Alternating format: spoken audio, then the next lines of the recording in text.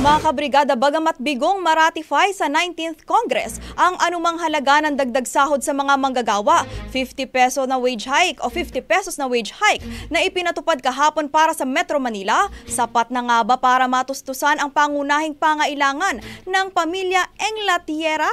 Yan ang ating alamin sa special report ni Brigada Ann Cortez. Ibrigada mo! Brigada!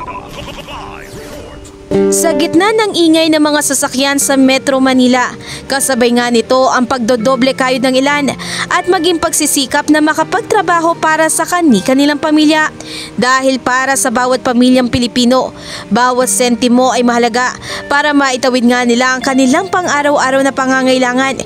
Kaya dito sa tahanan ng pamilyang Englatiera, si Nanay Ces ang nakatoka bilang budget queen para mamahala ng kanilang budget sa pang-araw-araw. Pero ang tanong, sapat na nga kaya ang dagdag na 50 pesos sa arawang sahod dito sa Metro Manila na siya namang ipinatupad kahapon?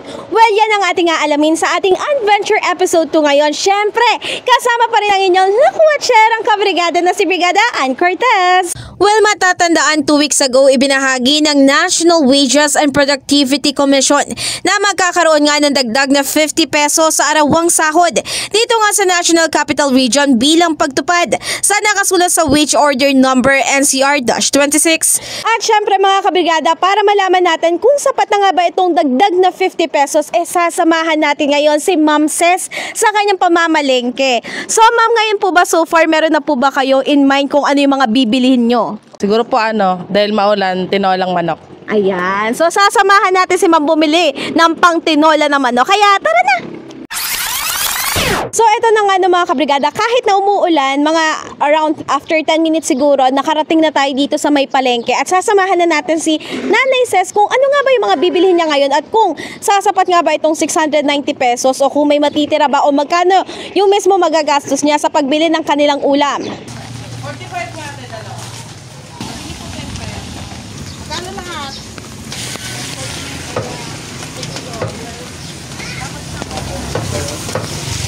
At ito na nga mga kabrigada, tapos na kami mamili ni Mommy. Naglipat.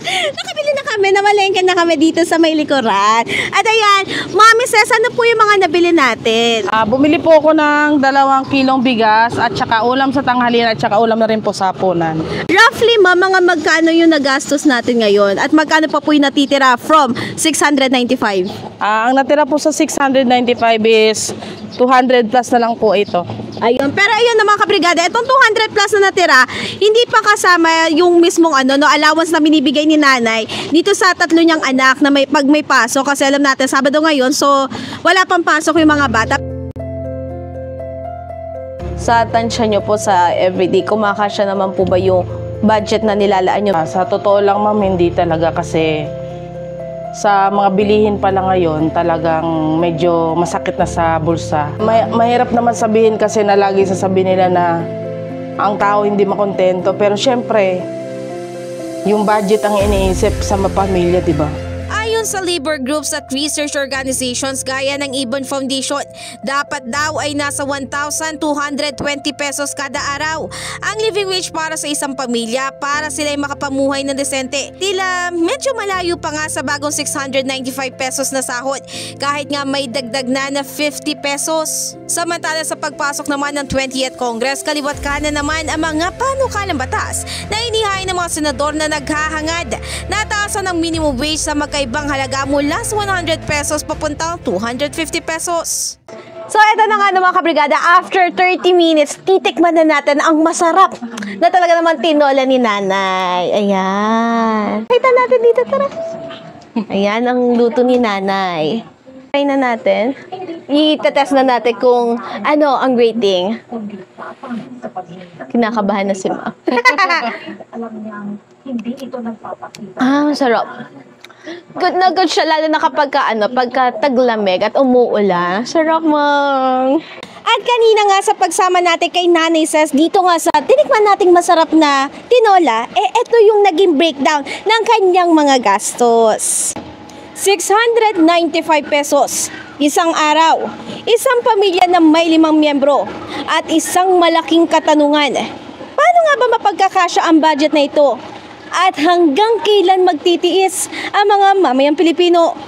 Muli, in the heart of changing lives, ako si Brigada Ann Cortas ng 105.1 Brigada News FM Manila, The Music News Authority.